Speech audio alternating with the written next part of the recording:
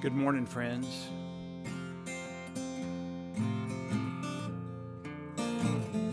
It's Tuesday morning, July 15th, and you have found coffee on the porch. I'm Eric Folkerth. This is my studio.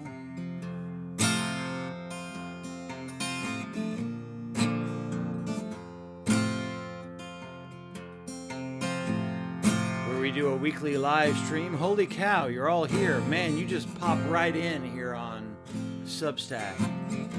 I can see there's already about 20 of you. This is the place to be. It's an hour of conversation about spirituality, music, art, life, politics, whatever you want to talk about. I usually come with some sort of vision, but it can veer off into places. Good morning, Nancy Bryant. Good morning, Robert Berger. Good morning, Janie Harrison. I know. See, Bobby's saying it just pops right up. It is. We've been on Substack for a couple of months now, and this is a pre-existing community that existed for a long time over on Facebook. But we're loving Substack so far. Welcome. Welcome, friends. Coffee on the porch. Let me put the guitar down for a moment. Get right to it, shall we? This is Coffee on the Porch. As I just said, live stream that we do on here on Substack. Used to be on Facebook, no longer. Don't have to go over that anymore. So we're all over. Yeah, Carol Ann loves it too. It's why you guys all pop in just immediately. Michael Wesley saying good morning from, Los Angeles. We may talk about Los Angeles a bit today, Michael. This is where you are. I am still sending the text nudge at 9 o'clock. If you want to be nudged that we're about to go live, you can sign up for text messages. They are less relevant than they used to be, I would think, because of the fact that you get notified by Substack now in a way that you didn't used to. But if you want to sign up for a little text nudge, then that is possible, and you just go to that URL and go to that link there. And I just remembered I forgot a couple more things. There's always things I want to show you either through the slides or through links. And sometimes I manage to do them, and sometimes I forget to do them, and I just realized I forgot a couple of things. Good morning, Bryn. Good morning, Tara. I've already said good morning, Nancy. Good morning, Judy. Good morning, Dan. Good morning, Robert Seaton, MD. Good. We're not going to ask you any medical questions. We don't do that here. Good morning, Cat Bird. Janie Harrison, Tara down in Brownwood, Debbie Berger from Plano. Debbie and Bobby are finally got their coffee on the porch mugs, and so they are drinking out of those this morning. Good morning, Carol Ann. I think I already said that. Good morning, G. Wallace.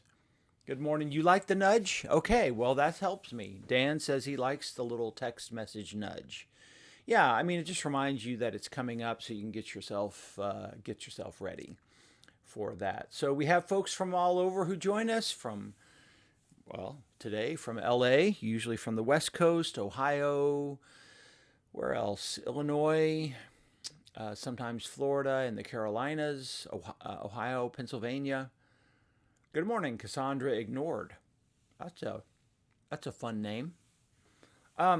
So this is Coffee on the Porch. We get together for about an hour, and we talk about. I am a United Methodist pastor and musician, and so we tend to talk about the intersection of social justice, politics, and art and spirituality. That's kind of how it lines up. But we always start with this question. We start with the question, how is your soul? And we invite you, if you're joining us live, which we always hope you do, to leave a comment. Leave a comment about how you're doing. How are you today? How's the week? What are you thinking about in the world? What's entered your consciousness? And so because we used to be on the porch, we're not on the porch so much anymore. But we always start with coffee and or tea or whatever you drink in the morning. I drink currently. I'm back to my Onyx coffee from Fayetteville, Arkansas. Some of the best coffee in the world, I think. Man, look at that big pour. I did have a cup earlier, but I sucked it all down, so I'm filling it all the way back up because I'm going to need it today. Cheers, my friends. Cheers. We used to be on the porch, so that's why it's called Coffee on the Porch. This is the porch on the picture here. I live in a log house in Dallas, Texas. For those of you joining us for the first time, I'm actually going to show you a picture of that today. And so we used to set up out on the porch, but God, that's a lot of work. And it's 81 degrees and humid today here in Dallas. Oh, perfect. Cassandra ignored is a reference to Cassandra, the Greek oracle. Of course. Thank you, Nancy Bryant. See, we have smart people here, Cassandra. Welcome. I hope you'll feel right at home. But we do ask this question, how's your soul? Take a deep breath. Don't just jump right into it and say fine. But how are you? How you holding up in fascism? How you holding up among the Christian nationalists, for those of us who are non-Christian nationalist Christians? Take a deep sip here, man. I'm going to tell you, Denise and I talked about this yesterday. We're going to start ordering the Onyx again soon. She's going to get a raise. We'll have a little extra money for a bit. And one of the things we're going to do is go back to ordering our Onyx. We really are. Because, oh, by the way, on your Coffee on the Porch mug, if you get one, it says, how is your soul? So you're sitting here on any day, and you take your sip, and you see, oh, how is my soul? Well, I should think about that. Let's see, how am I? How am I doing? But that's the question on your floor. Leave a comment, and I noodle on the guitar to give you a little time to leave a comment.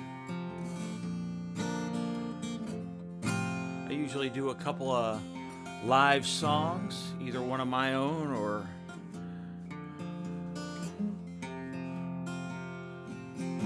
one that fits the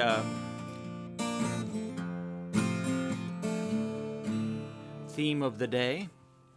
I'm going to move this mic slightly back, just because I think it will sound better if I do that.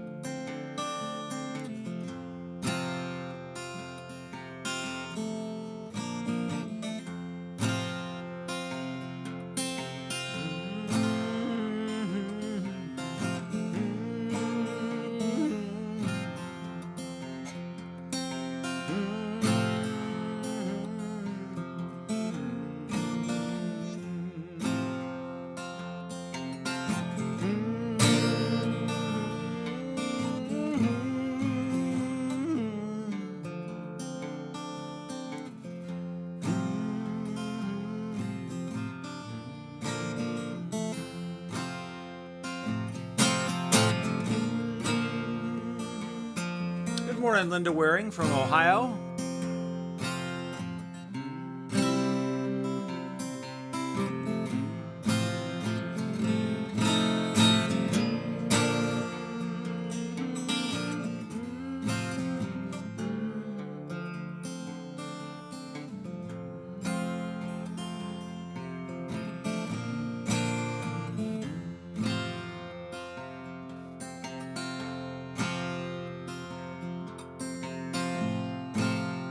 Good morning, Roxanne Anderson. Joins us from the south.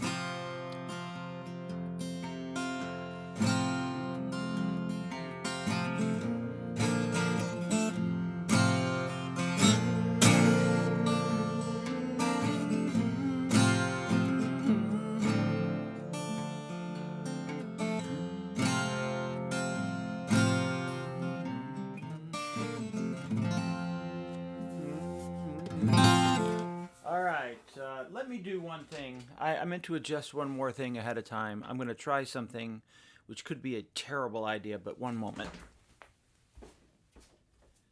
Do this without. Yeah, that actually worked. It dawns on me if I move my monitor over just slightly, it's easier for me to see. It doesn't matter. You don't need to know any of that. No, you don't need to know that, Eric. They don't need to know that, Eric.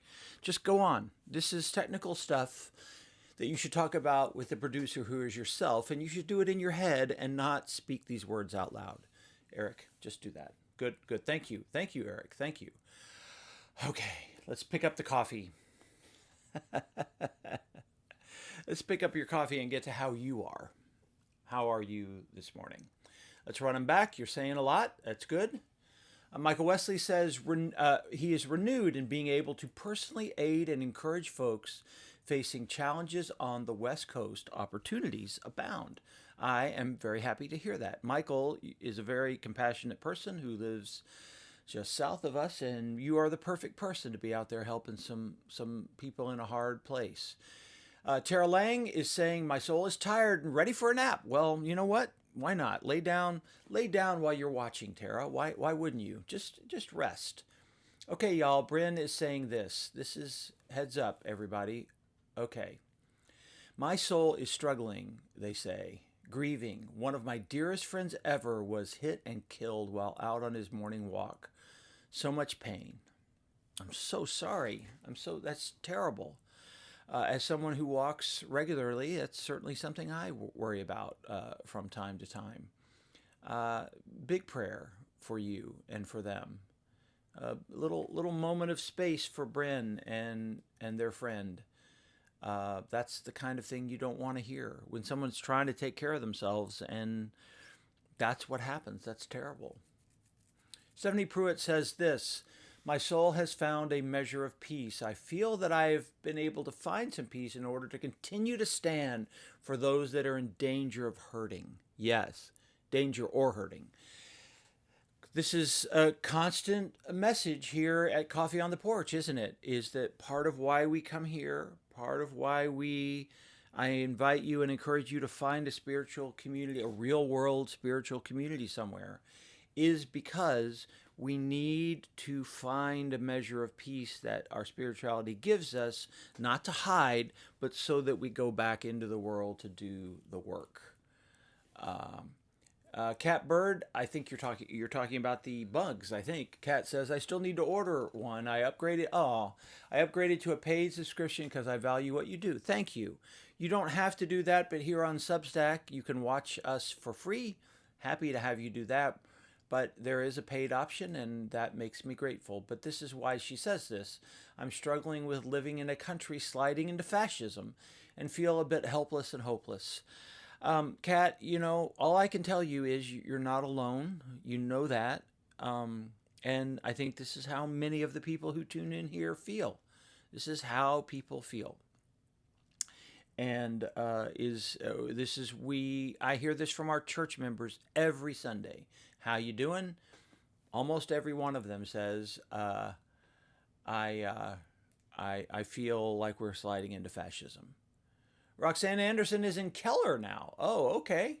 Well, is there a story there? Okay, well, welcome to Keller. Welcome to our area. Carol Ann says this. Carol Ann, again, good to see you in the real world 2 Sundays ago. I'm trying to help and lift up, I think is what you meant to say, Kerrville. I'm going to a chef's dinner that is donating money to Mercy Chefs. I have friends in that organization, and they are the local version of World Central Kitchen and of Jose Andres.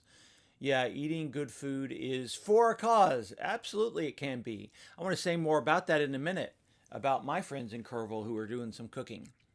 Excellent. Good morning to Sharon Cox. Good morning to Bobby. Bobby said, got inside information. Day Hab? The Day Hab. Oh, the Day Hab. You play guitar for a Day Hab, right. The Day Hab I play guitar for and do an editing class in is merging. They have plans for layoffs. Uh-oh. I'll find out later today if I'm a casualty. Ah, oh, dang it. Dadgummit. Well, let's hope that's not the case. And look at there, Roxanne. Kat is saying she's in Grapevine now. She recently moved. Husband is to have surgery over the weekend. All is well, but I'm tired. Big prayers. Big prayers. Linda Waring says this. Linda, meanwhile, says that my soul is better able to balance the chaos in my daily life. Quiet meditation has helped. Absolutely. Quiet meditation has helped. Absolutely. And Nancy agrees with Kat that it's getting hard out there. Good morning, Margaret Kessler. Margaret, you've got a great last name. My church is in a neighborhood called Kessler. You may not know that. You may be related to the great George Kessler, who was a city planner, a parks planner, I believe. And that's where Kessler Park comes from, is that dude. Well, thank you to all your writing and saying as your comments. I'll come back to some of them if you wish in a bit. Let me move on to some of the things in my world. Thank you. It's been it's challenging. I'm not going to lie. Challenging as it is for all of you and all of us right now in this world to keep everything together, keep a positive, hopeful attitude.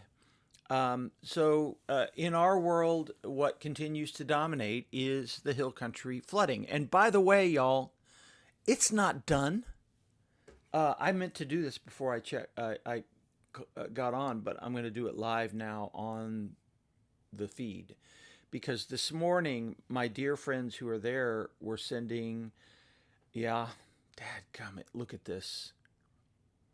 Hair on fire messages about the heavy rain moving through the hill country right now. More flood warnings. More, y'all. They're getting more flood warnings right this second. And over, here's Kerrville. I'm sorry, I didn't have it centered. There's the flood warning. There's the rain. And y'all, it's hitting right here. That's that headwaters of the Guadalupe River.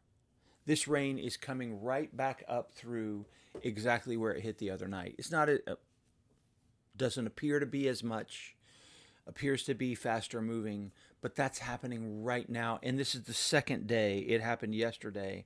And my dear friends who are there trying to recover, trying to help a friend redo their house, even those helping at the Kerrville Folk Festival, it's hard.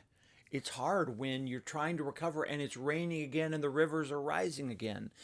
They're probably not going to get to where they were the other day, but damn it, they don't need that. So up here locally, since we were last on, I mentioned to you sort of obtusely last week that we did have a little girl in the neighborhood. There are, in fact, two little girls in Kessler who were there at Camp Mystic. One of them is very dear to us, is connected with our church. I'm not going to name them because I'm not going to name them. That's why. They're fine. Both of these girls survived. But as you imagine, this has been horrible. Absolutely horrible situation for them. So the girl we know best, their house is very close to church, decided that she found out, I think last Tuesday, the days are running together, sometime early last week, that there was a girl in her cabin who did not make it, and her parents have told me that story, and it's tragic. It's absolutely tragic. So this girl that we know decided that to honor her friend and all of Camp Mystic, many people in Texas are putting up green ribbons for Camp Mystic. She decided she would add a blue ribbon for her friend. So, and she put these on the porch, and it's been really beautiful and lovely as neighbors go by, and Pastor Kay and I went by and gave her and her parents a big hug and talked to them for a bit. And we got a lot of ribbons, and we put them out. You probably can't see, but every tree there in your visual has this set of ribbons on it now. So we probably have about 20 trees in the front part. We can't do them all. We have like 150 trees. But we did all the ones facing out to the two streets, and it's about 20. And so that is in honor of our dear friend, girl who was directly involved. And that's been where some of my heart has been, is locally understanding those who are suffering. Last week we talked a lot about the floods, and I talked a lot about my time in the hill country, and I showed you some pictures, and I talked about weather and drought and rain and alerts and all of this together. And I put all that together in a very long Substack post called Compassion for the Hill Country. And that is about everything I think I can say about this tragedy. I do want to remind you that it's ongoing. And I do want to remind you that no, we United Methodists are not rushing in yet, because it is still, y'all, I said this Sunday in the sermon, this is still a recovery zone. I didn't look up the number this morning, but I think it's still 100 plus people, maybe 130 people that they estimate could likely be missing. So that's the primary work. And that work really does need to be done by professional teams, trained teams. Volunteers can actually mess that up in some way. So that said, our United Methodist churches there in Kerrville are already reaching out and doing quite a bit. I think I mentioned last week that First United Methodist Kerrville has been a Red Cross center. So we have several assets in Kerrville that help us to immediately jump in. We have a warehouse in Kerrville that has flood relief supplies. This is the warehouse right here. The Joel and Dr. Raquel Martinez Disaster Response Center. That is an actual building in Kerrville, Texas, where United Methodists from all over Texas and the world, we send what we call flood buckets to that place. This is a picture of some flood buckets. And flood buckets contain supplies that a family would need to recover from a flood. So we volunteers as United Methodist Churches, we assemble these and then we send them on. And we at Kessler Park will be assembling flood buckets this week and sending them down, because they've given out all the ones they have in that warehouse. They've given out 250 flood buckets to the people of Kerrville. There are more in a warehouse in Houston. Those will be transported to Kerrville, and they will send those out, but we need to replenish those. What we do is we replenish those for the next time so they're ready to go. See? So we'll be doing some flood buckets that will directly help the Kerrville warehouse replenish itself, and will help, frankly, it's hurricane season. Maybe they'll go to Houston. Maybe they'll go to Kerrville. Maybe they'll go to. We have another depot in Louisiana, South Louisiana, that sends out flood buckets there as well. I'm also very proud of the Kerrville Folk Festival, my other love there in Kerrville. Here's a picture of their big. They have a really great kitchen where they normally cook meals for the festival staff and musicians and VIPs. I have actually never eaten back there, although I apparently can. But now it's open for flood relief. They have volunteers that are staying at the ranch and deploying from the ranch. The ranch is about 9 miles from the heart of Kerrville, about 9 miles across the hills from the heart of Camp Mystic and Hunt. And they're doing that. So God bless the festival for jumping in. And what they said the other day and reminded people is, World Kitchen is probably eventually going to bug out. That's what they do. They have a very set thing they do. They come in, it's all good and it's all great, but they'll eventually leave. But the festival will still be there, and they will continue with the cooking of the meals for the people there. So do check out the Substack. I would love for you to check out my writing on this, and I don't think I have much else to say about because it's very long. But it talks about some story. It talks about a lot of learnings that I've had over the years, honestly, about the hill country and about the weather and about the geography and the people and how they are likely to recover. As you know, I lived there for a year when I was a young man, and I have such deep love. As I said, there is a there's another timeline. If you believe in the quantum timelines, there's another timeline of my life where I ended up in the Texas Hill Country. True, it was very close. I think someday I will tell that story. It was within a day. It was in one phone call that came before another phone call. And if those phone calls had been reversed, my whole life would be different. It's really something to think about. And I probably would have been down in Austin, San Antonio, and the Hill Country for a good part of my life. I still keep going back anyway. As many of you know, some of us clergy here in Dallas, Texas, are doing a weekly vigil at ICE headquarters. Those continue. Those continue here in Dallas. And, yep. So that was yesterday. It was raining pretty hard. Moderate rain yesterday. And we said we would show rain or shine, so we did. You can see raindrops in front of my face there in that picture. I was super excited that yesterday my dear friends Ben and Becky, United Methodist colleagues, who are now in Colorado at a church in Denver. Becky is now a doctor, Dr. Becky, and she's looking for a systematic theology position somewhere. But Ben and Becky are a married clergy couple, and there they are standing with me yesterday. We had a little gathering for them over at our house Sunday night with some of their friends, and then they're on vacation, but they came to the protest at ICE. How about that? That's commitment. It's not normally what people do on vacation, but that's how they roll. So God bless you. I want to point out, however, this disturbing image. This is from a street in North Oak Cliff, very near our church.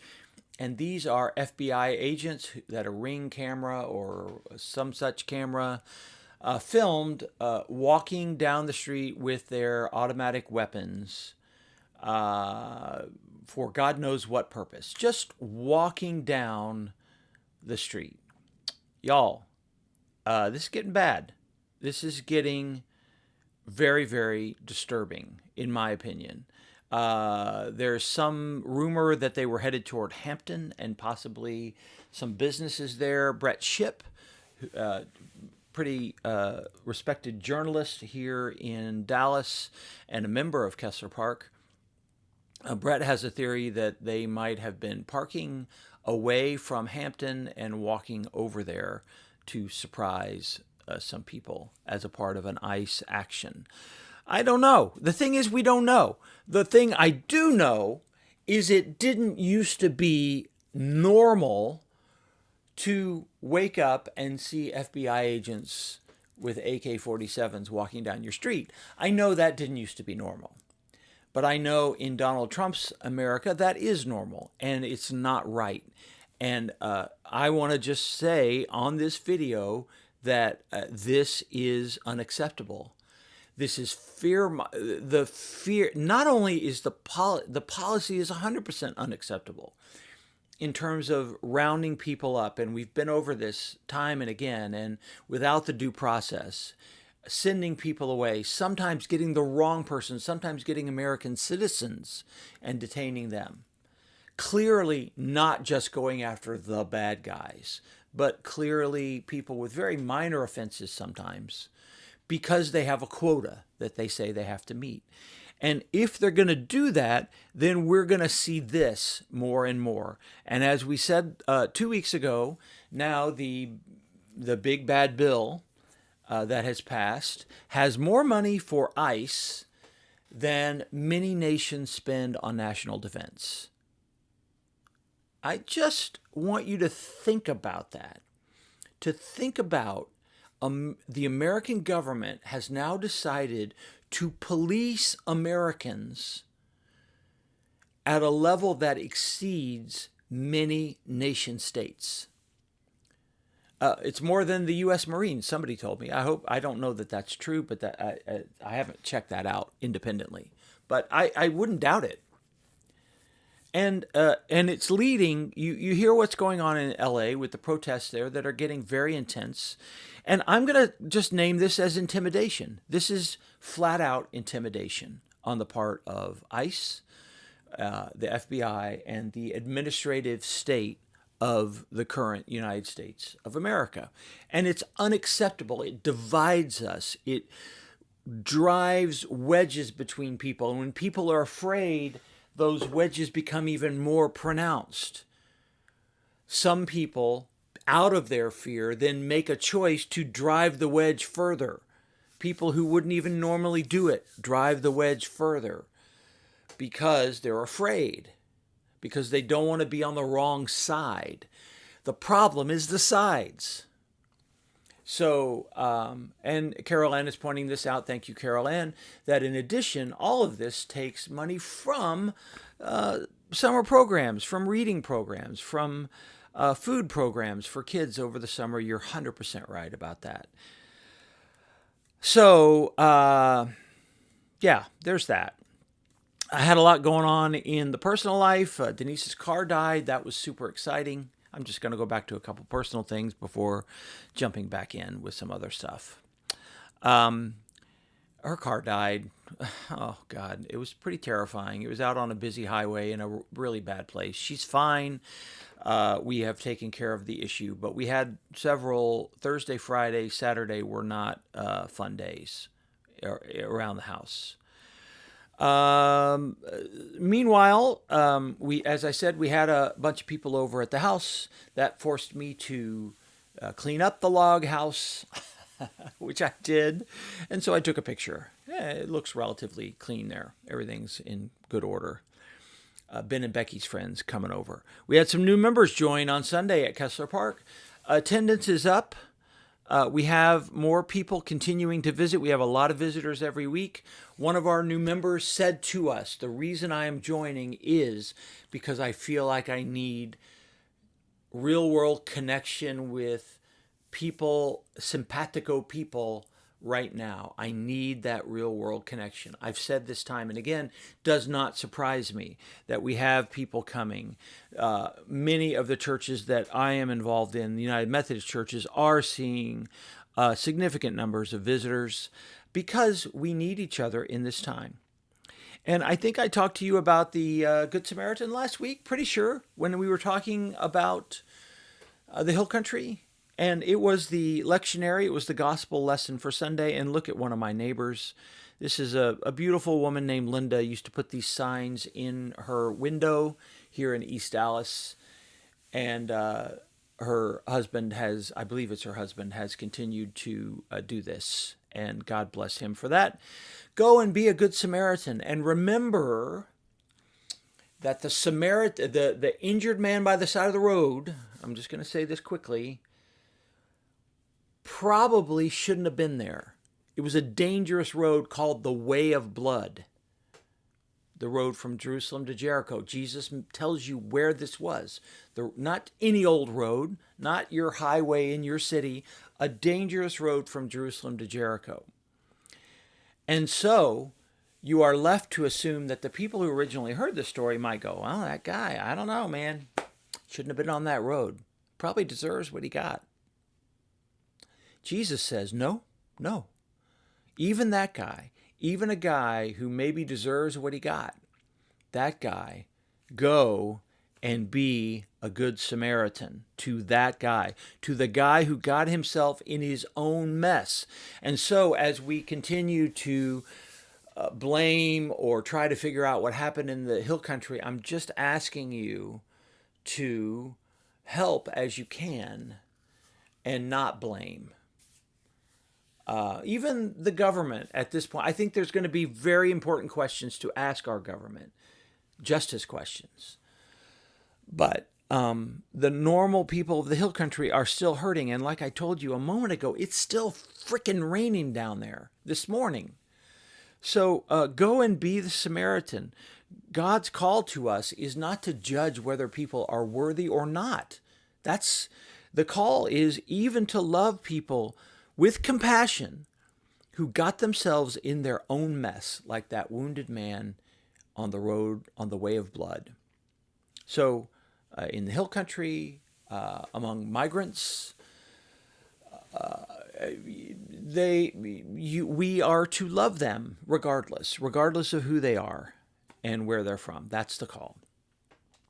Speaking of protests and wonderful, beautiful humans, John Lewis, Representative John Lewis, is going to be remembered in a protest this Thursday. I think this may be a national movement again by the 5051 people and by, what's the name of the other group? Dadgummit. It slipped out of my head. Indivisible. They have asked me to be one of the speakers, so I will be there at Pacific Plaza this Thursday from 6 to 8. I'm honored to have asked to be a speaker at this rally. These are the same people that brought you No Kings and the other one that I can't remember that name either. But anyway, the next one is going to be this Thursday night, 6 to 8, with to remember good trouble, to challenge us to get in good trouble. And so thank you to them for inviting me to speak. So finally, what I did last night, I didn't get any pictures of this, but over at the church, we gathered with a few of my union friends. I have a lot of union friends. Union meaning not the coffee house, the Methodist coffee house, but actual unions. And we sang some Woody Guthrie songs. And that was great. We need good songs at a time like this. And I think we need Woody Guthrie songs at a time like this. So I'm going to do a couple of Woody Guthrie songs for you, if that's all right. I'm going to take this picture off so you can see me. There.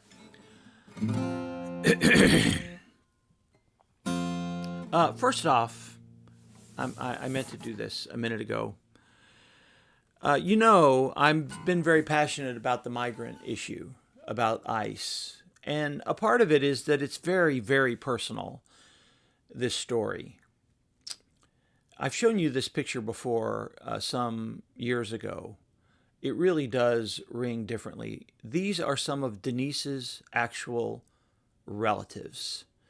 I'm sorry, we don't know who they are. We don't really know who they are, but these are from family photos that she has. And I'm going to tell you, y'all, this woman on the right looks exactly like all of the Puente women, including Denise. And here they are. Here they are as migrant farm workers. My wife's family, both sides of my wife's family, are descended from migrants. her mother's family, one side of her father's family has been in Texas for 6 generations, something like this.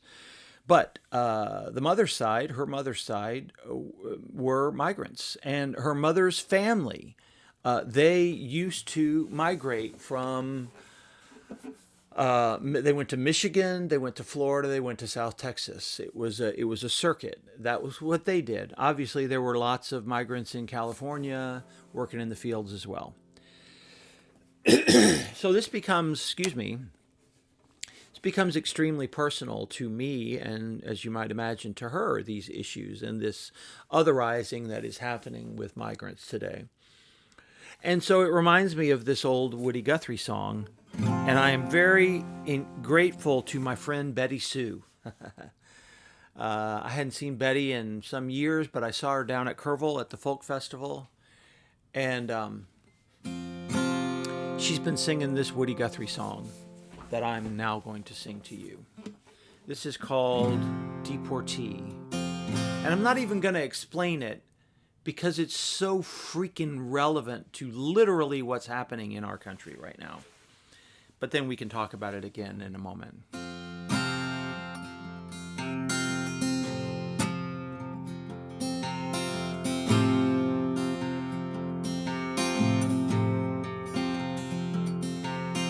Crops are all in, and the peaches are rotting. Oranges piled in their creosote dung. You're flying them back to the Mexican border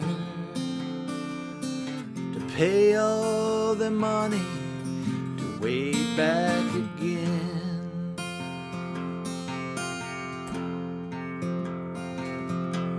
My father's own father, he waded that river. They took all the money he made in his life. My brothers and sisters come work in the fruit trees. They rode on that truck till they took down and died. Goodbye to my Juan, goodbye Rosalita, adios mi amigas, Jesus y Maria. You won't have your name when you ride the big airplane. All they will call you will be deportee.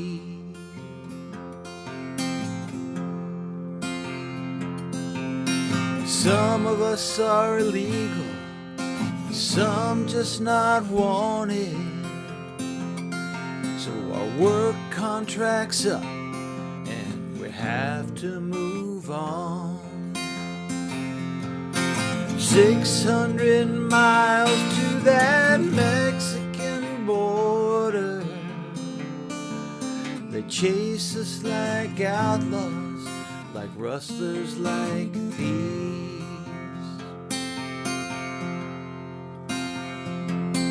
And we died in your hills, and we died in your deserts. We died in your valleys and died on your plains. We died beneath your trees and we died in your bushes. Both sides of the river, we died just the same.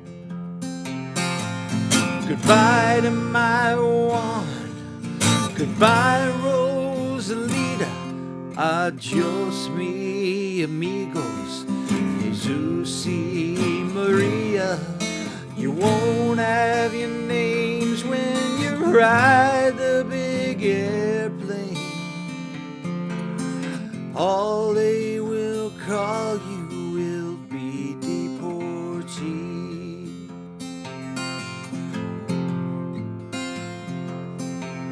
The sky plane caught fire over Los Gatos Canyon, fireball of lightning shook all our hills. So who are these friends all now scattered like dry leaves? The radio says they're just deportees.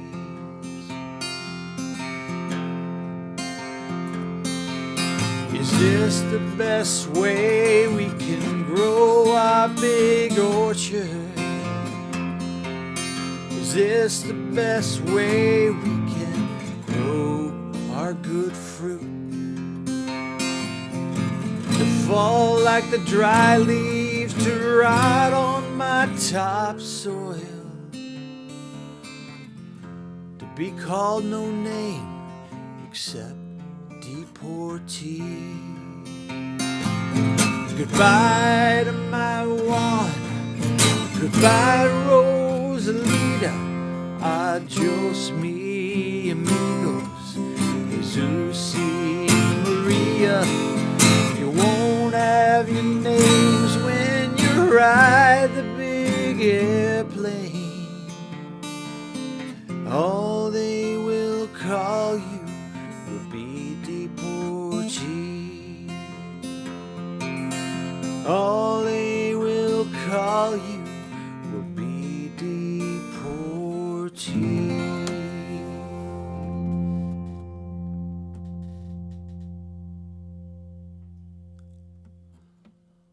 Holy shit, excuse my French. Y'all, how did I forget to play that song before now? Thank you to Betty Sue for reminding. She played that down at her set during the Kerrville Folk Festival, and I was reminded of that song. Bobby says I play that song a lot. It's so relevant. Yeah, right? I mean, it's literally what our American government is doing right now, putting people on planes, nameless people on planes, and flying them to foreign countries, not even the country they're from, some of them, just somewhere, just to get them out of here somehow. Oh my God. That song, someone, if you can, post, go to Wikipedia, and I meant to do this. This is all the stuff I meant to do, which I didn't do. But you can go to Wikipedia and find the story about the Los Gatos Canyon plane crash. There really was a plane crash, and it really was explained away as, well, it's just deportees. It's just deportees. Don't worry about it. Yeah, it's bad. It's bad. They all died. But it's just deportees. And I want to remind you how Woody so carefully and honestly names that to even come to this country, to come across the river, however one gets here, come through a tunnel, deal with the coyotes who bring people, many, many people die. And one of the things that happens, and again, maybe some people don't care about this. I know some people don't care about this. I should say it that way. I know that our lack of empathy currently, or our desire to enforce the law currently, has made some people decide they can't even name this next thing. But this is true. When we put up border fences, when we enforce security in the cities, it drives the people to the desert. Radiolab, I believe, is the I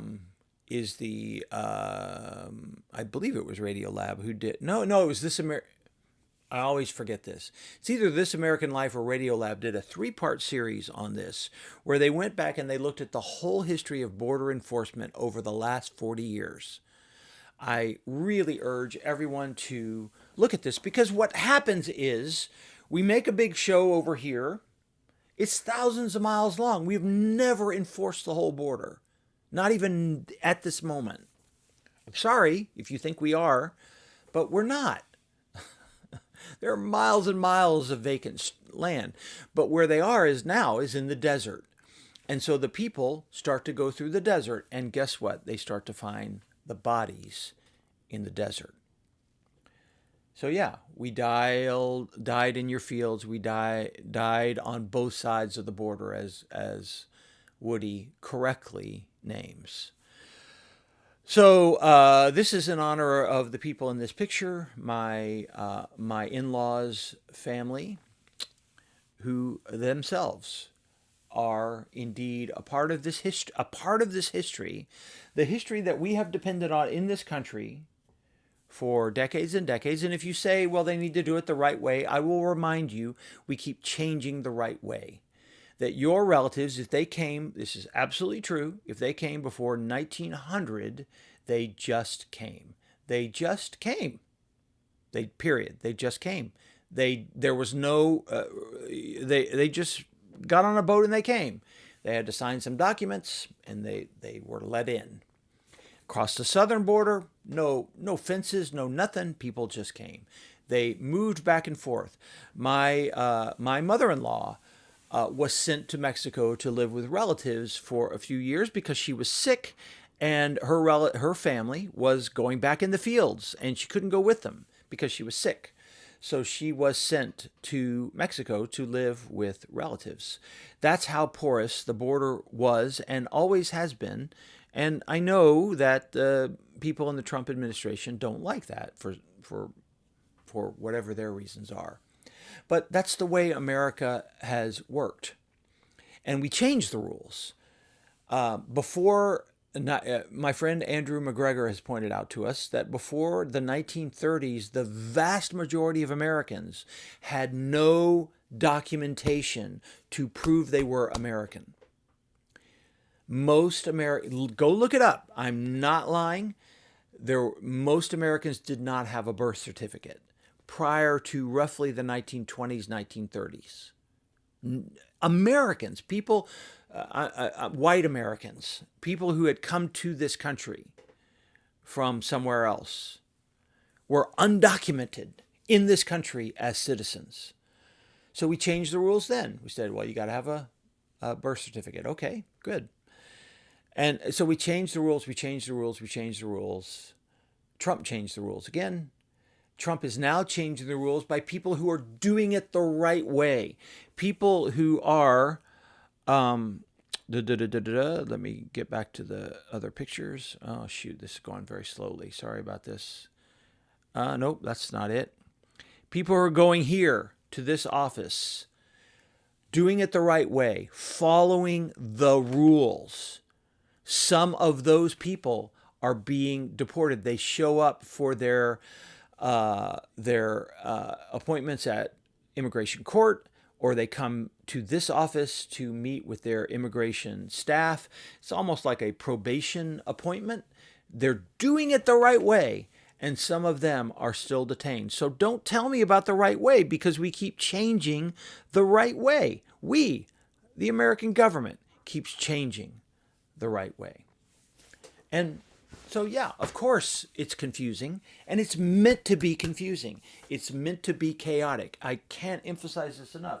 This is on purpose, not just to harm migrants, but to sow the kind of division that comes when FBI agents walk down your street like they did in Oak Cliff yesterday, or 2 days ago, 3 days ago, whenever it was, this week.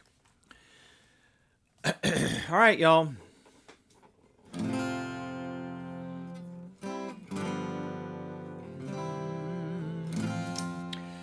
Let me do a hopeful Woody song. Almost feels wrong to sing a hopeful Woody song right now, but, we need all of them at this point. You know this one. This land is your land. This land is my land. From California to the New York Island, from the redwood forest to the Gulf Stream waters. This land was made for you and me. As I went walking that ribbon of highway, I saw above me that endless skyway. I saw below me valley. This land was made for you and me. I've roamed and rambled, I've followed my footsteps through the sparkling sands of her diamond deserts, and all around me a voice was sounding. This land was made for you and me.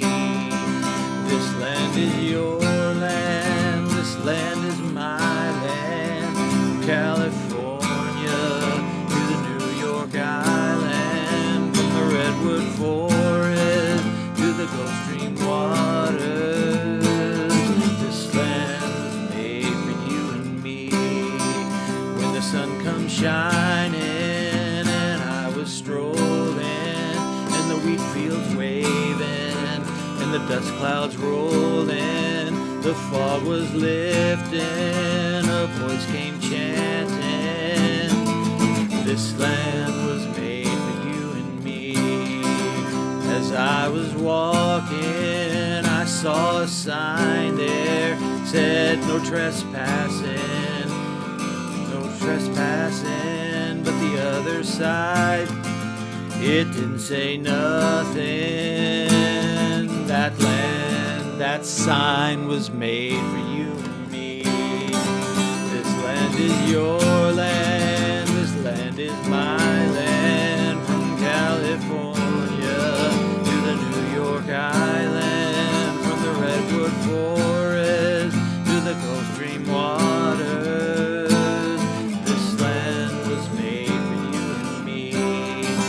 In the squares of the city, in the shadow of the steeple, near the relief office, I see my people, and some are grumbling and some are wondering if this land's still made for you and me.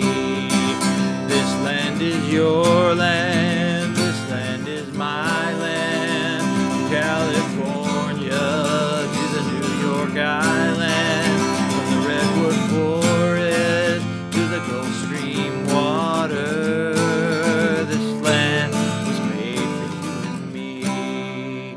Nobody living can ever stop me as I go walking that freedom highway. Nobody living can make me turn back, 'cause this land was made for you and me. This land is your land, this land is my land. From California to the New York Island, from the redwood forest to the Gulf Stream water. This land was made for you and me. This land was made for you and me.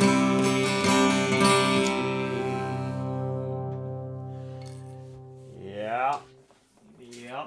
Still true, y'all. That is still a true statement.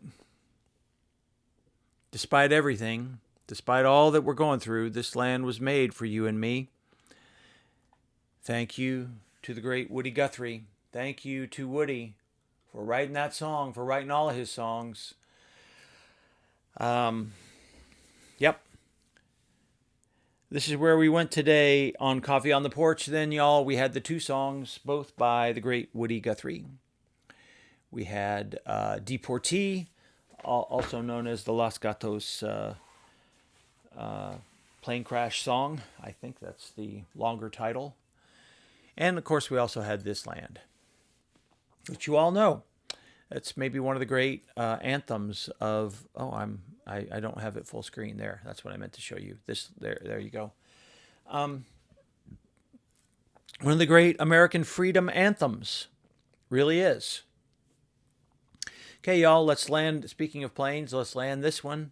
Love to see some of you if you're here locally on Thursday evening from 6 to 8. I will be at this rally. Send me some things. Tell me, what should I say? What should someone say at a rally this Thursday? I've got ideas, but would be happy to have you send me some later if you wish.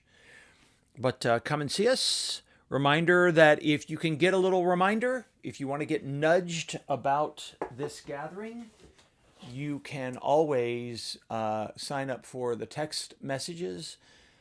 They come out well, they're supposed to come out 30 minutes before we go live. So you're supposed to be 9 a.m. Central Time is when that's supposed to go out to you. It's sometimes a little before or a little after. I am posting here also a link. I know these links aren't live on Substack, which is super annoying, but you can copy it if you want. And that's to the online giving page for Kessler Park. We have raised something like $3,700 for flood relief for the Hill Country. If you have been looking for a good place to give your funds, I think it's a good place because our United Methodist system allows us to send that money straight to them. It's raining again in the Hill Country today, so our hearts are still with them. But copy that link and do specify to UMCOR, United Methodist Committee on Relief, and we will send 100% of your money, not take any off the top at all. Even pay all the fees. If you don't pay the fees, we'll do that so that 100% of your funds can go. Michael Wesley says this, I meant to read this earlier. When the established government is engaged in oppression, those who resist are guerrillas.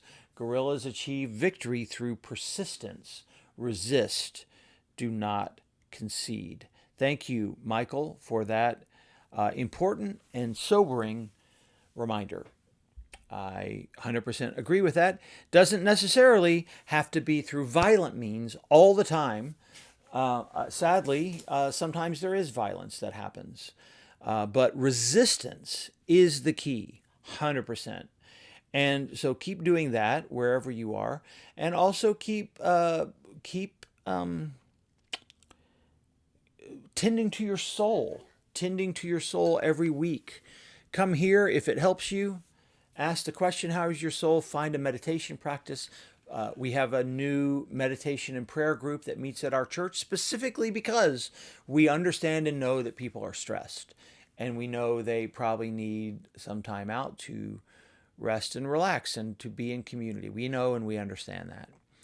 So we're trying to be the best local community we can for people.